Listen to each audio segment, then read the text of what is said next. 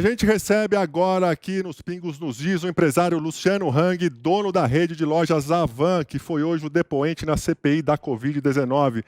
Senhor Luciano, muito boa noite para o senhor, tudo bem? Boa noite, tudo bem? É um prazer estar aqui nesse programa que realmente fala e mostra o que acontece no nosso país. Luciano, os principais motivos da sua convocação foram financiar fake news e também participar de um gabinete paralelo. O senhor acha que conseguiu responder bem esses questionamentos, deixar bem claro a sua posição? Olha, é claro, né? Não existe esse gabinete paralelo. Isso aí é tudo invencionice desse pessoal aí da CPI.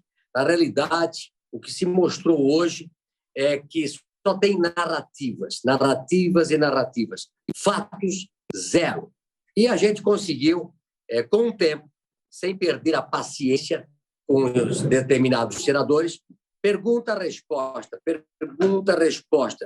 E a gente provou para todos os brasileiros que é isso que importa, que a CPI da Covid nada mais é do que uma CPI de narrativas. Augusto Nunes, boa noite para você. Tudo bem? Boa noite, tudo bem, galera? Tudo jóia. Boa noite ao Luciano Hang, acompanhei o desempenho muito bom do Luciano, apesar, né, do ambiente em que se encontrava. Boa noite, Zé, boa noite, Ana Paula, querida, boa noite, meu irmão Guilherme. Luciano Hang, como é que se apresentar sem culpa a um ambiente infestado de casos de polícia? Olha, realmente é muito difícil, né?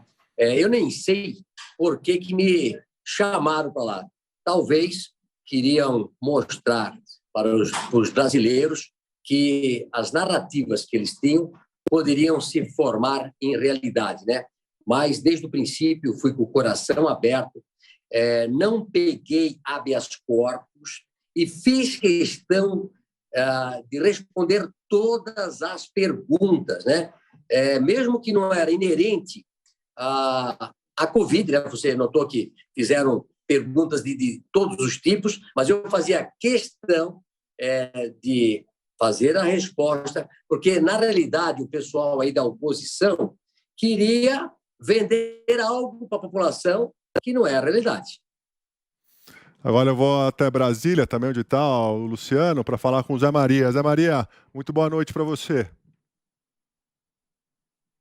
Pois é, eu queria saudar aqui a possibilidade de conversar diretamente com o empresário Luciano Hang. Muito boa noite, Gabriel, boa noite, Augusto, boa noite, Ana, boa noite, Fiuza, muito boa noite a todos. Era inevitável, né? Esse plenário da CPI se transformou numa máquina de moer reputações. Eu sabia que o Luciano ia encontrar ali um terreno inóspito, né? Mas ele soube realmente se sair bem, porque seria impossível sair melhor falando o que eles não queriam ouvir, né? Esta é a realidade. Agora, sobre a Prevent Senior, o senhor chegou a defender o hospital lá, mas um dia antes a advogada traçou um quadro horroroso de que ali seria um quadro macabro de experiências e tal. Como é que o senhor viu o depoimento dela ontem no plenário da CPI, que muitos senadores duvidaram, mas a maioria entendeu como verdade? Olha, eu acho que também teria as pessoas que ver quem é essa advogada. E falaram que ela é filha de alguém que mexe na área de saúde, né? Então, quais os motivos que levaram essa advogada a ir na CPI? Né? Quais os médicos que ela representa? A Prevent Senior, pelo que eu sei, tem 5.000 colaboradores. Aí sai uma advogada, quase que parece uma advogada de porta de cadeia, como se fosse uma advogada trabalhista, pega alguns clientes, né, e tenta manchar todo o trabalho que a Prevent Senior está fazendo desde o começo da pandemia. Você pode notar que eles batem na Prevent Senior desde o começo, quando a Prevent Senior apresentou, sim, um tratamento inicial, um tratamento precoce, tentando combater a doença. Então, na realidade, eu acho que é isso, lobby. Se chama lobby, querendo prejudicar a Prevent Senior. No meu caso, fui muito bem atendido, eu, a minha esposa, a minha mãe fizeram de tudo. Como eu comentei na própria CPI, a gente levou para lá um advogado nosso que estava entubado, né, e saiu de lá vivo. Então, eu acho que antes de ver quantas pessoas morreram e por que morreram na Prevent Senior, tem que ver o saldo, quantos salvar, e ver sempre ao lado bom da coisa. O que eu vejo aí são narrativas tentando prejudicar uma empresa que faz aquilo que eles não querem ouvir. Bom, dou boa noite agora para o Guilherme Fiuza. Tudo bem, Fiuza? Seu questionamento para o Hang. Boa noite, Gabriel, José Maria Trindade, Ana Paula Henkel, mestre Augusto Nunes, boa noite, Luciano Hang, boa noite a todos. Luciano, a pergunta é simples. Esta CPI, ela ataca, ela persegue e ataca aqueles que cogitam ou que experimentam ou que apoiam o chamado tratamento imediato. Segundo o Conselho Federal de Medicina, está errado afirmar que esse tratamento é inócuo ou concluir que ele não tem função alguma no tratamento contra a Covid-19. É um tratamento em experiência. O senhor acredita que estes que tratam, né, esta hipótese de tratamento como algo que é maldito, que precisa ser, cuja a discussão precisa ser barrada? O senhor não acha que esses têm uma certa responsabilidade perante a justiça por estarem embargando a discussão de algo que pode se consolidar como um tratamento, como ciência? Olha, quem está sendo negacionista é esse pessoal que dizem que não tem tratamento. Imagina o que eu falei hoje, né? As pessoas estão se vacinando e também pegam a doença. Precisa ter um tratamento. As pessoas não podem ser tão irresponsáveis dizendo fique em casa, toma um paracetamol, ou não faça nenhum tratamento e espere a doença passar. Desde o princípio, essa doença virou política. Se o Bolsonaro tivesse dito não tome o medicamento, a esquerda ou os opositores diriam, vão tomar os remédios. Se o Bolsonaro tivesse dito fique em casa, eles teriam dito vamos todo mundo sair na rua, né? Na realidade, o vírus virou um problema de política, né? Você viu como eu desmenti a falácia do Humberto Costa, né? Quando ele disse que a abertura da minha loja lá em Belém do Pará aumentou o número de casos no Pará 2 semanas depois. Aí eu perguntei para eles, então, caiu realmente o número agora de infectados, agora ultimamente caiu, por causa da vacina, caiu. Pô, mas teve as manifestações do dia 7 de setembro, que foi as maiores manifestações democráticas desse país. E, segundo os médicos, que eu converso muito, os números continuam caindo. Então, 2 pesos e 2 medidas. Eles não sabem mais o que fazer, a narrativa que vão falar, porque eles estão perdidos. Nada melhor do que o tempo, né? O tempo é o senhor da razão. Chama agora para a conversa a Ana Paula Henkel. Muito boa noite, ou boa tarde para você aí nos Estados Unidos, Ana Paula, tudo bem?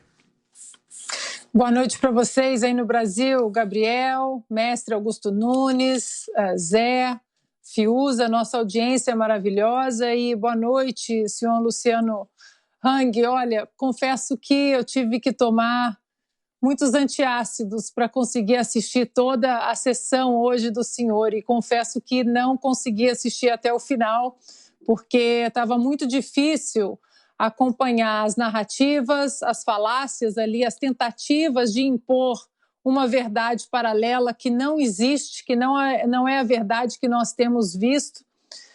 Mas foi mais difícil ainda, senhor Hang, ver a demonização da autonomia médica em relação à mãe do senhor. Queria que o senhor falasse um pouco sobre isso, O prontuário da sua mãe foi exposto, o atestado de óbito foi exposto, informações sigilosas, delicadas e particulares foram expostas, e a CPI, que é para investigar possíveis desmandos, né, do governo federal, hoje ficou muito em cima da mãe do senhor e da autonomia médica, da demonização da autonomia médica. Eu queria que o senhor falasse um pouco disso, por favor.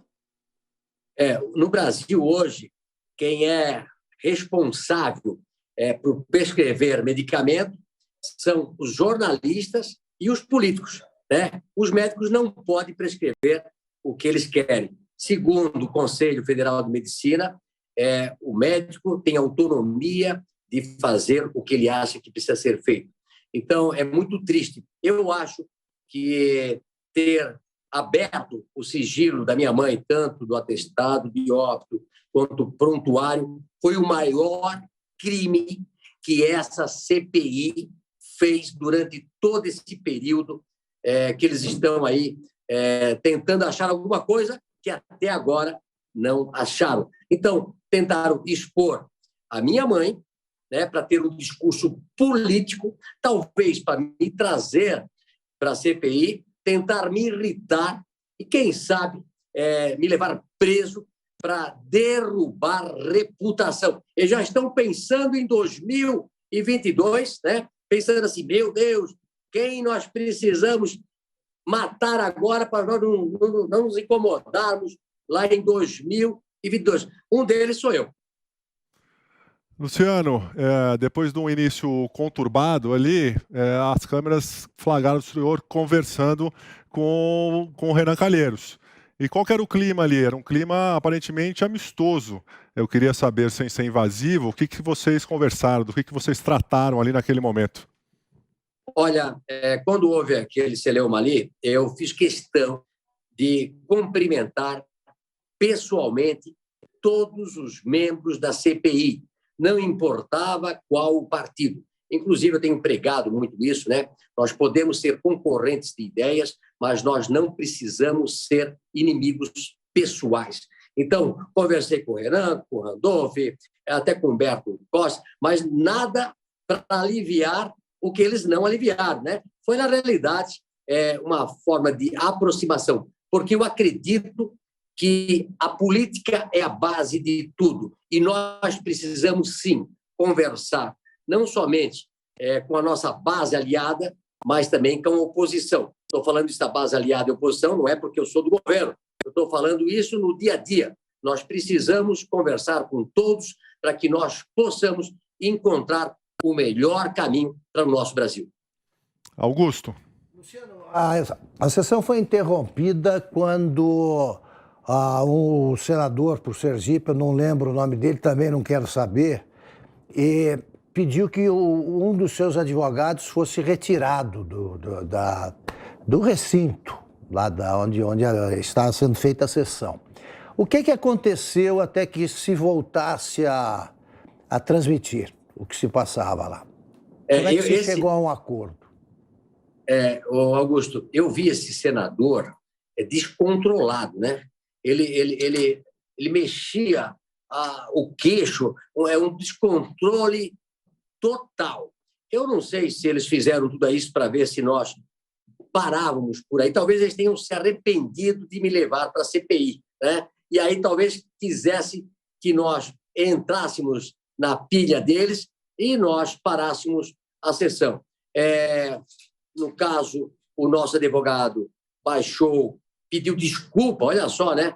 Eu vi que esse senador, ele se acha, por ele ser senador, ele é acima de qualquer brasileiro. Na realidade, o senador é um funcionário público, ele está ali para trabalhar para o povo, ele não é mais do que ninguém. Ele não é mais do que eu, não é mais do que qualquer outro brasileiro. Mas ele, olha lá o discurso dele, eu sou senador, vocês me respeitam, né? Então, na realidade, é lamentável que existe ainda, nos dias de hoje, as pessoas dizendo, você sabe com quem você está falando? Zé Maria. A estratégia da CPI ali é investigar, ali o senhor confirmou que tem contas no exterior, né, offshore, acho que 2 offshores, né, no exterior, E também o senhor confirmou lá que comprou medicamentos e tal. A informação que eu tenho é que o Renan vai pedir o indiciamento do senhor por financiar fake news. Quer dizer, há uma possibilidade disso acontecer através dessas contas e empresas financiar fora do Brasil disseminação de notícias falsas? Olha, Zé Maria, zero.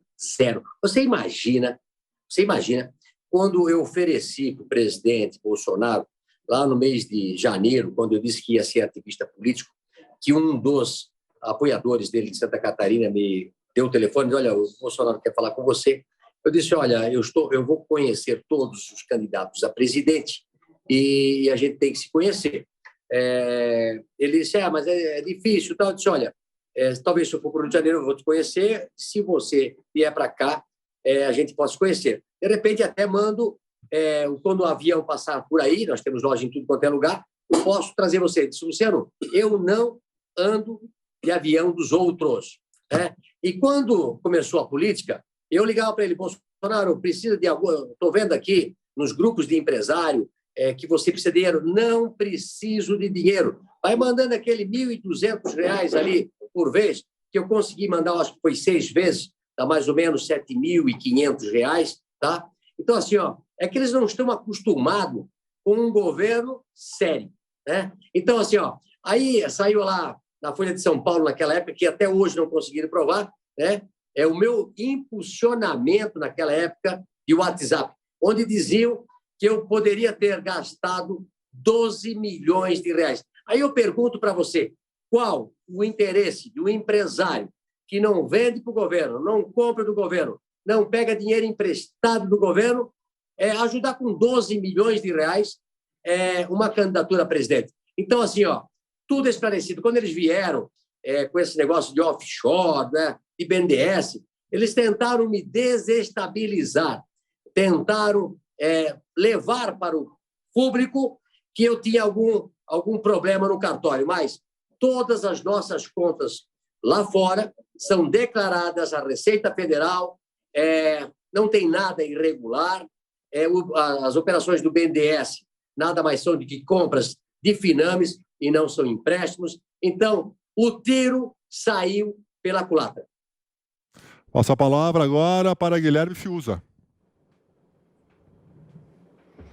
O senhor disse que a exposição dos dados do prontuário da sua mãe pela CPI foi o maior crime cometido por essa comissão de inquérito. O senhor pretende tomar alguma medida judicial contra os integrantes da comissão? Com certeza. Meus advogados já estão aí e vão entrar no individual de cada senador, porque, embora eles sejam senadores, eles não podem cometer crimes. E o crime não foi só um crime de documentos, um crime moral. É uma desumanidade o que fizeram com a minha mãe. E você nota, né, que eles soltaram nos últimos dias, soltaram na sexta-feira ainda, foi uma outra fake news sobre eu ajudar o Alan dos Santos, né? Disseram, a mesma CPI, essa CPI aí, que passou para a imprensa um relatório furado lá da BIM, soltou na sexta-feira, às 6 horas da tarde, que eu tinha ajudado o Alan dos Santos a impulsionar fake news. É a mesma CPI que mostra para a população brasileira documentos sem autorização do proprietário. Estão fazendo muitos crimes e imputam para os outros aquilo que eles fazem. Bom, e antes de passar a palavra para a Ana, queria agradecer quem nos assiste. Já estamos aí na casa dos 200 mil assinantes hoje, aliás, 200 mil inscritos hoje assistindo a gente. E também queria pedir o seu like, o seu joinha e também que você se inscreva no canal. Nós estamos chegando à marca dos 4 milhões de inscritos. Estamos em 3.990.000. Então, agradeço demais a sua audiência. E devolvo para a Ana Paula Henkel. Queremos escutá-la. Uma pergunta aí para o Luciano Hang, Ana. Senhor Hang, quando a senadora Elisiane Gama começou a falar sobre fake news, o senhor mostrou para a senadora ela acusando o senhor de financiar disparos de fake news durante a eleição, e ela mostrou que estava desatualizada sobre essas notícias. O senhor, inclusive, mencionou já o ganho aí na Justiça de direito de resposta a alguns veículos, mas o senhor foi imediatamente ali interrompido e a resposta do senhor não foi concluída. Eu gostaria que o senhor concluísse, porque, afinal de contas, era uma resposta muito importante. Olha, eles estão desatualizados. Eu vi hoje alguns senadores, realmente fiquei muito triste por alguns senadores, né? A qualidade de alguns é deplorável, né? Não leem, não se informam, querem discutir com quem conhece mais do que eles. Eu, para discutir alguma coisa sobre Covid, estudei muito. Aliás, eu estudo todos os dias, falo com um monte de médicos. Eles, na realidade, sobre a fake news, eu gostaria hoje de falar sobre esse assunto, né? Até hoje, nós não tivemos acesso ao processo da fake news. Eu gostaria até de ser chamado no STF para prestar todas as perguntas possíveis, né? Porque se você tem um processo, como eu vi hoje na CPI, as pessoas acabam pensando de você aquilo que não é realidade, né? Então, a senadora achei muito despreparada, não sabia nem do que aconteceu na semana passada, que nós já ganhamos na Justiça, ganhamos o direito de resposta do UOL e agora a Folha de São Paulo vai ter que estampar no mesmo tamanho que eles fizeram a fake news, a nossa resposta. Luciano, antes da sessão de hoje, o senhor se reuniu com os senadores da situação, né? Estava o Carlos Bolsonaro, também estava o Marcos Rogério, Jorginho Melo, Luiz Carlos Reis. O que foi conversado lá? Foram traçadas ali algumas estratégias para o depoimento? Não, na realidade, a maioria das pessoas eu não conheço, né? Quando eles falam, pô, mas você tem uma ligação com o presidente, ou com fulano, com o Beltrano. Pessoal, eu sou empresário, eu mergulho na minha empresa no dia todo. Às vezes eu vou falar com um ou com o outro, uma vez ou outra. Eu não tenho essa influência no governo do que alguns pensam que eu tenho, né? Aliás, eu brinco sempre, né? Uma das coisas que eu sempre peço para o presidente para voltar o horário de verão, né? Não volta. Quer dizer, o presidente tem a cabeça dele, cada um pensa da sua forma. Eu sou um brasileiro que quero, com as minhas ideias, com a minha palavra, tentar mudar o Brasil e levar o Brasil para o lado certo, para que não pegue o caminho errado. Augusto Nunes. Luciano, eu continuo interessado em saber como é que é esse tipo de sensação, né, de se apresentar para essa turma. Como é que é, por exemplo, ser chamado de uma figura circense e tal por um ladrão como o Renan Calheiros? É difícil segurar a vontade de devolver a pergunta?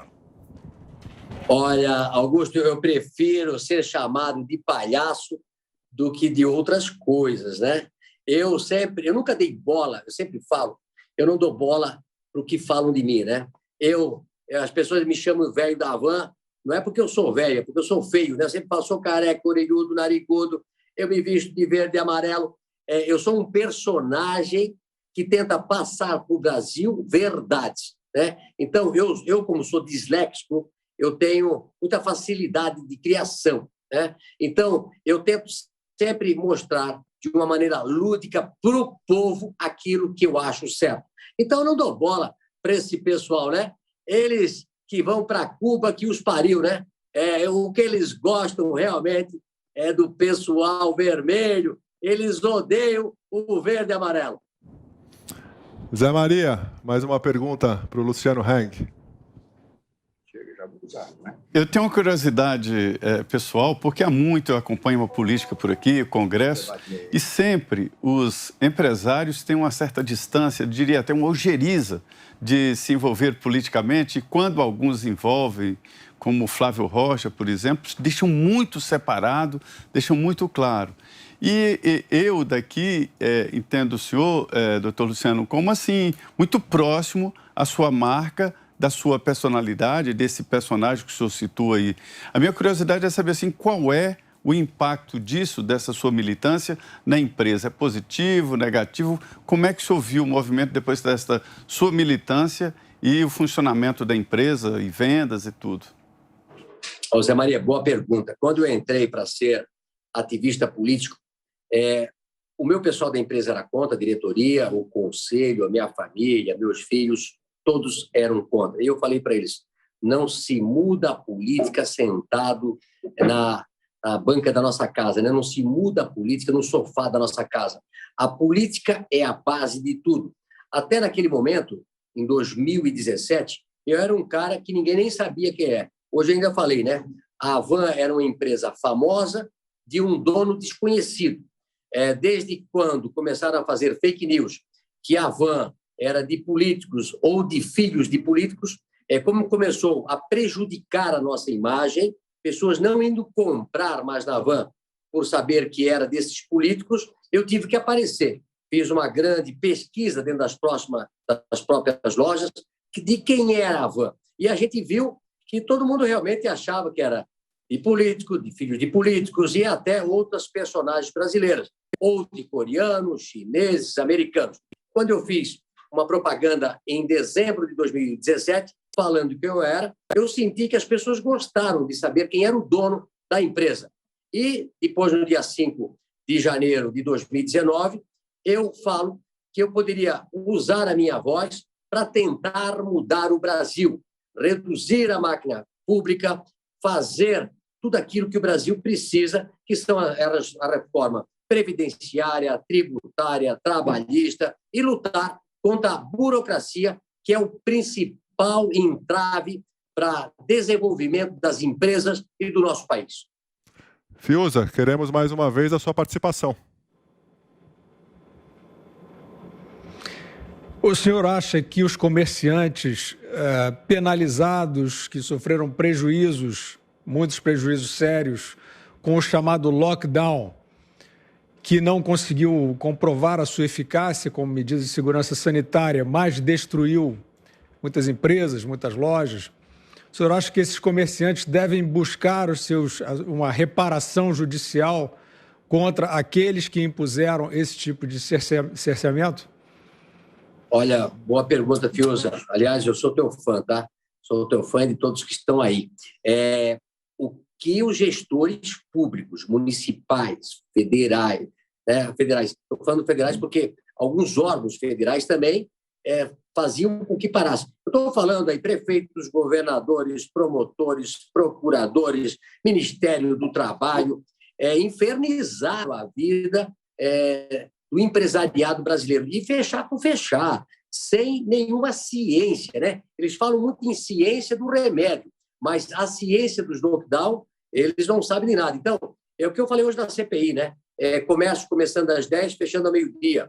Ônibus por 2 horas, reduziram a frota de ônibus. Tinha cidade que parava sábado, domingo e feriado, mas trabalhava... Quer dizer, outros podiam trabalhar e outros não. Eu lutei desde o princípio para que a economia não parasse. Eu sabia que essa conta ia chegar. Essa conta ia chegar com desemprego, com tristeza e, principalmente, com a nossa taxa de crescimento caindo. Mas era isso que a esquerda pregava. Ou nós vamos matar o Brasil através da pandemia ou através da economia. O que importa para a esquerda é ganhar as eleições lá de 2022. Não importa quantas pessoas vão morrer e não importa quantas empresas vão fechar e qual o desemprego que o nosso país vai chegar.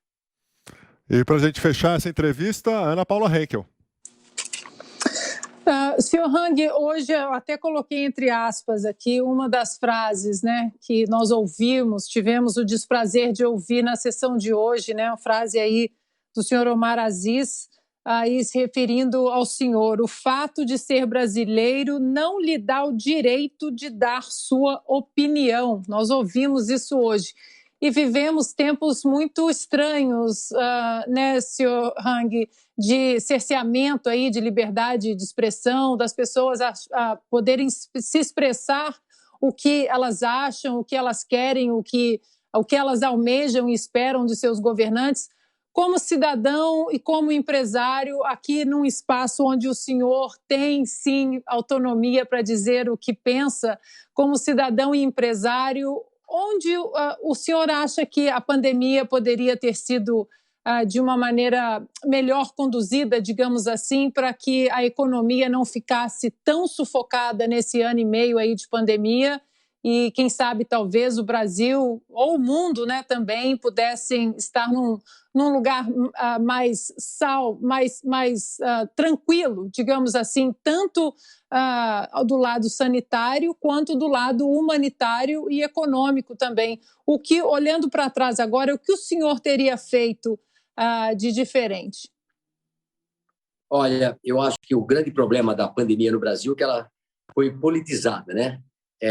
A esquerda e a direita, né, principalmente a esquerda, tentando ir contra qualquer coisa que o presidente falasse e tentando fechar a economia a qualquer custo. Tinha pessoas que falavam que só deveria voltar a economia, voltar a trabalhar, quando nós descobríssemos a vacina. Olha só os absurdos que nós ouvimos. Então, eu acho que nós deveríamos ter trabalhado normal, sem ter fechado, com os cuidados sanitários, sim, né? O álcool gel, o distanciamento, mas deixado a economia funcionar, fazer mais testes. A minha cidade, eu coloquei hoje na CPI, ela trabalhou diferente. Paramos o mínimo possível, paramos só uns 15, 20 dias, que foi uma ordem do governo estadual, que eu fui contra, foi um erro, né? Mas tudo bem, foi um dos estados que menos parou, mas a economia depois trabalhou, não paramos mais, e hoje você vê lá uma letalidade de 1,1, você pode procurar, é a cidade acima de 100 mil habitantes, talvez com a menor letalidade do Brasil, pleno emprego hoje, essa semana, tinha 1.000 empregos lá no Cine sobrando, que não tem empregados, a economia bombando, 2.050 mortes por 1 milhão, e você nota que outras cidades e outros estados que fizeram ao contrário estão sofrendo muito mais. Nós somos o estado com a maior empregabilidade, o estado de melhor qualidade de vida, nós somos o melhor em tudo, graças a fazer as coisas de maneira certa. Assim devia ter feito todo o Brasil. Luciano Hang, agradeço a sua participação aqui nos Pingos nos Is. Até uma próxima oportunidade. Uma boa noite para o senhor. Olha, muito obrigado. É bom estar com vocês. É um jornalismo sério que leva as boas notícias para todos os brasileiros. Um abraço, boa noite. Muito obrigado, Augusto. Obrigado. Augusto Nunes, agora com um pouquinho mais de tempo, a gente estava olhando ali no começo do jornal alguns trechos das falas do Luciano Hang. Agora, como a gente tem um tempinho um pouquinho maior, porque a gente entrou com a entrevista dele, eu queria que você analisasse aí e trouxesse os principais pontos que eu vi que você selecionou no seu papel. Hoje eu me armei aí da valentia da Ana Paula e assisti a um bom pedaço aí desta CPI. Eu estou abismado, né? Quando eu acho que nada mais me espanta, parece uma CPI do Senado com essa composição. É o que resta de um Senado que já teve gente respeitável ali. Hoje não tem ninguém. Na CPI, claro, você tem aqueles senadores como Marcos Rogério, você tem senadores fazendo o seu papel, né? Não vou ser tão negacionista assim como o Senado. Agora, a maioria, o pessoal que controla a CPI, eu não vou gastar muito o português, não. São cafajestes, são cínicos, são caras imorais, dando lições de moral a quem não precisa disso. Eles dizendo para o Luciano Hang como se comporta um filho, é uma coisa assim que seria comovente se não fosse uma palhaçada indigna, abjeta. Todos eles, né, para usar aquela expressão clássica, eles se apresentam como aquela figura do pai, pai amoroso, marido exemplar e filho extremoso, né? Imaginemos o Renan Calheiros. Que orgulho tem a mãe do Renan Calheiros ou o pai do Renan Calheiros com este filho. É o mesmo que ele tem do Renanzinho. Ele é tão pai amoroso que ele não visita a filha que teve com a jornalista Mônica Veloso. Ele é tão marido exemplar que ele tem filhas fora do casamento. E é tão filho extremoso que ele comove a mãe com as coisas que faz. Por exemplo, se apresentando há poucos anos, quase perdeu a presidência do Senado por isso, teve que se afastar para não sofrer o impeachment, porque ele se apresentou como pecuarista, vendedor de gado. Ele não tinha um quintal de terra. Eu tenho, com o quintal da minha casa no interior, eu tenho mais terra que o Renan. E ele falsificou notas, a reportagem longa do Globo, vocês encontram aí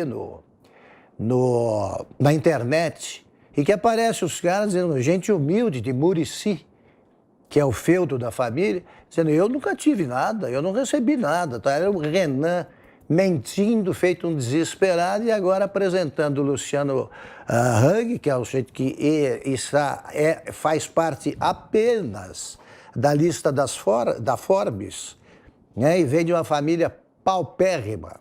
Ele se fez na vida, ele é um self-made man, mesmo. Ele foi tão pobre quanto o Lula, e não melhorou a vida roubando, mas trabalhando.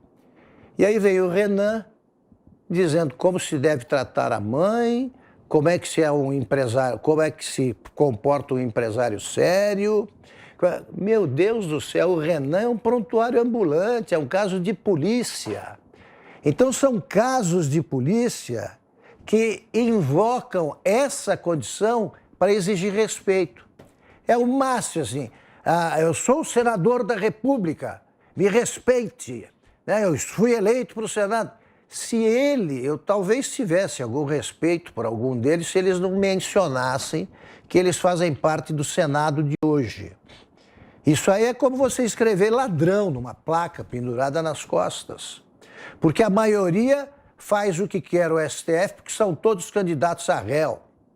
Os que ainda não são candidatos com fortíssima chance de serem escolhidos, né? Para punição merecidíssima, que o STF não aplica porque está muito mais preocupado em absolver bandido. Pois bem, aparece depois uma senadora, Leila, que sofre de um tipo de disfunção mental que usa palavras que têm outro significado, ela aplica, né, uma forma de diomês mais complicado que o dialeto, o subdialeto com o qual a Dilma se expressa. E todos com aquele do PT. Me ofendeu, mas meu Deus do céu, né? Petista de Sergipe já é uma ofensa que ele próprio providenciou. Então é o seguinte, o Renan, o Aziz, o Randolph, essa turma não tem vergonha na cara. O nosso Aziz, ele aliás, ele se veste como cafajeste, ele tem o paletó mais comprido e os botões explodindo aqui na barriga, porque ele se acha mais magro do que é, menos gordo, né? Do que é e mais alto do que é. Então ele tem o physique de rolha aí do bandido e é bandido. E estou dizendo isso aí com muita tranquilidade. Se eles quiserem que eu use o direito de provar o que eu estou dizendo, me convoquem. Me convoquem. O Luciano é muito educado. Tá? Outro diria logo que eles são. Tá? Iria embora desse negócio. Eu quero ver se eles têm coragem de prender alguém, eles todos que são casos de polícia. Agora, 6h51. Zé Maria, queremos te escutar também sobre o depoimento hoje, de uma forma agora mais ampla. 3 minutos para você. Pois é, olha, Gabriel, Augusto, eu fiquei sabendo, tomei conhecimento, que até o G7, esse grupo que sequestrou ali o plenário da CPI, né, tem a maioria, e ataca em bloco, defende-se em bloco, né? E daí dá a impressão de que é toda a CPI, mas não é. Estava dividido quanto a esse depoimento do empresário Luciano Hang, porque ele sabe se defender e não foi à toa que ele chegou a essa situação, né? Começou pobre, chegou uma empresa que é citada, inclusive, na Forbes, né? Então, assim, havia essa divisão exatamente por mostrar isso aí, né?